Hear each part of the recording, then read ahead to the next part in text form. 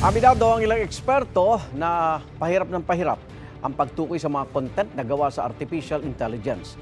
Mungkahin ng Department of Information and Communications Technology, DICT, lagyan ng disclaimer ang AI-generated contents. Panagutin din ang mga umaabuso sa AI at yan ang unang balita ni Oscar Oida.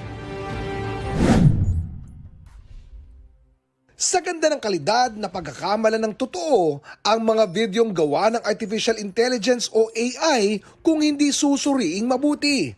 At pangamba ng ilang eksperto, baka dumating ang panahon kahit anong suri, hindi na malalaman kung alin ang gawang AI sa hindi.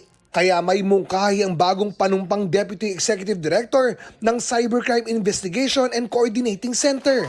What I'm advocating for is the correct use of these videos and these platforms. Huwag natin sisihin na technology. Andyan yan para pagandahin yung buhay natin. Pangihimok niya, lagyan na ng disclaimer o pasabi ang post o content na likha gamit ang artificial intelligence. Sa FB, pwede nang i-on ang AI label para dyan, pero hindi pa rin ginagawa ng marami. Pwede ring mag-react ang mga user para mag-tag ng comment sa mga post. Makikita nyo ngayon may banner na eh. Pag may flinag na tayo na AI generated, naka-banner na yan. This video is AI generated. Or pag halimbawa, ano na siya, na verify na siya na deepfake, naka-hide na siya. Tapos, if you want to see the video for reference purposes, at least alam mo na na-flag na siya as deepfake.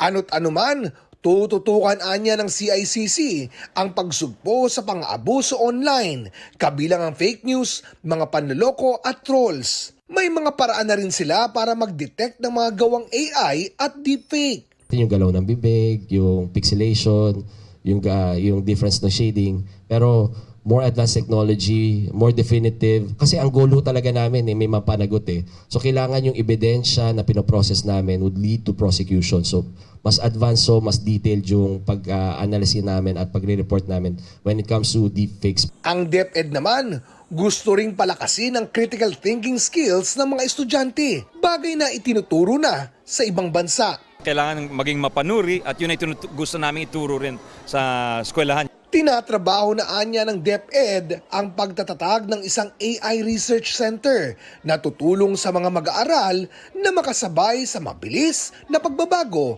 ng digital landscape.